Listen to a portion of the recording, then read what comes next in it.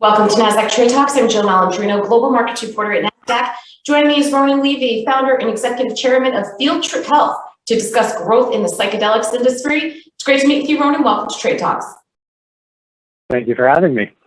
And Ronan, why are psychedelics and psychedelic-enhanced therapies re-emerging? There are a number of reasons that psychedelics and psychedelic-assisted or psychedelic-enhanced therapies are re-emerging right now, but the really simple answer is that there's a massive unmet need. We're experiencing a global mental health crisis.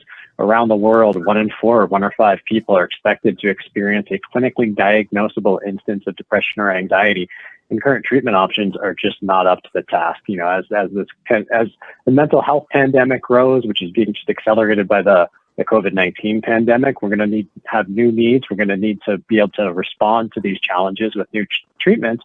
And psychedelics are showing incredible efficacy and incredible safety in terms of treating depression, in terms of treating anxiety, PTSD, and any number of mental health conditions. And I think, you know, what we've seen with the reemergence of cannabis is becoming socially accepted and normalized. I think people are revisiting things that were once cast to the side, like psychedelics, even though their origins in Western society were actually focused on their mental health applications. Why are most psychedelics not FDA approved?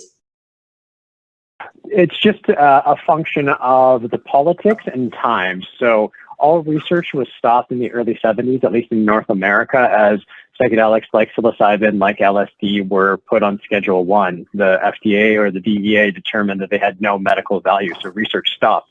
It started to reemerge in the last 15 or 20 years with particular focus on ketamine and then subsequently psilocybin. And now, frankly, all psychedelics are being studied both academically and commercially. And so the science is starting to catch up. Even though there's a great body of evidence, no one ever completed the phase 3 clinical trials to actually get FDA approval, but that work is happening now. And so we'll see MDMA-assisted therapy approved for the treatment of PTSD probably in the next year or two, and psilocybin-assisted therapy in 3 or 4 years away. Tell us about Field Trip Health and how it's redefining mental health and well-being. Absolutely. So what we're doing with Field Trip, which is unique, is that we're taking an integrated approach to psychedelic drug development, psychedelic therapy development, which is one of the things that's really unique. And you may have caught it in how I talk about this, is we're not talking about psychedelic drugs, we're talking about psychedelic-assisted therapies, which means that the set and setting where you have the psychedelic experience, the therapies that are paired with it, the preparation and preparatory work you do going into a psychedelic therapy session actually has a significant impact on the therapeutic outcome. So it's a really unique area of medicine where it's experiential. The experiential components matter a lot. So with Field Trip, what we're doing is we're advancing drug development on the next generation of psychedelic molecules. MDMA and psilocybin are fantastic, but we think we can create better, safer, more tailored drugs. And FT104, our lead candidate in development, is actually one of those next generation drugs that we think address many of the limitations around psilocybin. But because the experience matters, because the therapy that gets paired with the drug matters, if you're focusing only on the drug development, you're missing this essential components of the therapy. And so through our Field Trip Health division, we're building out the clinical centers to deliver these kind of therapies. Right now, working with ketamine-assisted therapy because it's legalized and approved, but strategically, what these clinics do enable us to both de-risk the drug development of FT104 because we'll know how to pair it most effectively with therapies and setting, but also it de-risks the commercialization of FT104 because we'll have built out the centers to actually deliver this, because this is not something that gets done in a hospital. You don't want fluorescent lights and white walls when you're having a psychedelic experience. It increases the likelihood of a bad outcome. So we're really focused on building those centers where we can deliver these therapies safely and effectively, and it just creates a virtuous cycle between the development and the delivery of these therapies. That is a really good point that you make, and I haven't thought about that. And Ronan, forgive me for the novice question here, but I've read a couple of articles on microdosing with LSD as an example. Is that similar to what's in your pipeline or the type of research or what we've heard about with ketamine as a possible source of treatment? Yeah, so the evidence around microdosing, even though that seems to be a very common subject to date, is not very strong.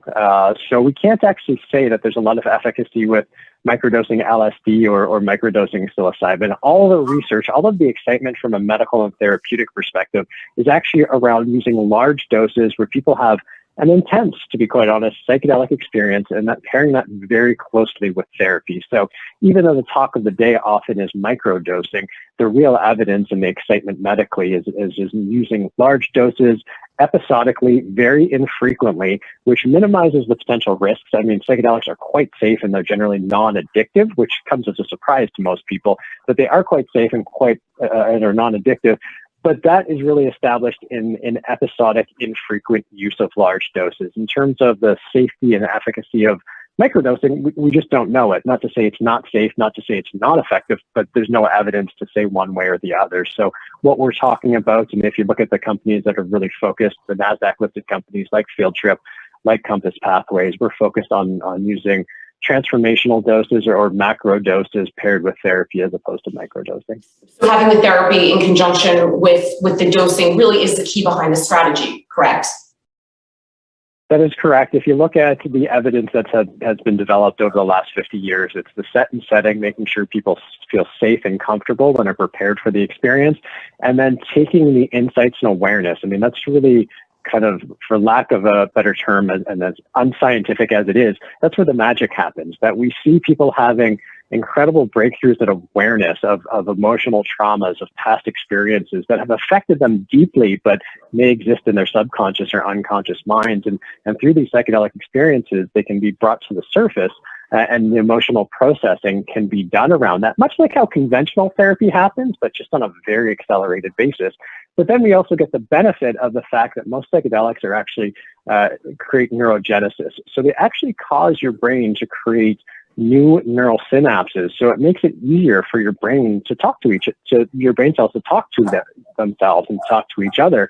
And during that period of neuroplasticity, people are able to make real changes in their lives, both their outlook as well as their habits and practices, which supports better mental health. So you've got all of these things happening. You've got your brain actually healing. You've got emotional processing taking place, and then people making changes to their lives that support a healthier outlook, a healthier perspective. That's what happens when you use large macro doses of psychedelics paired with therapy, and that's why we see such incredible evidence around it. And Ronan, to wrap up here, what's next? When realistically could this potentially become a mainstream source of therapy? Sure. So right now, ketamine-assisted therapy is legal and available across North America, Canada, and the U.S. And we've built out 6 locations in the U.S. right now. In North America, Toronto, New York, LA, Chicago, Atlanta, and Houston, with another 14 planned to be open or under construction before the end of this year. So that's available right now, and it is certainly going mainstream.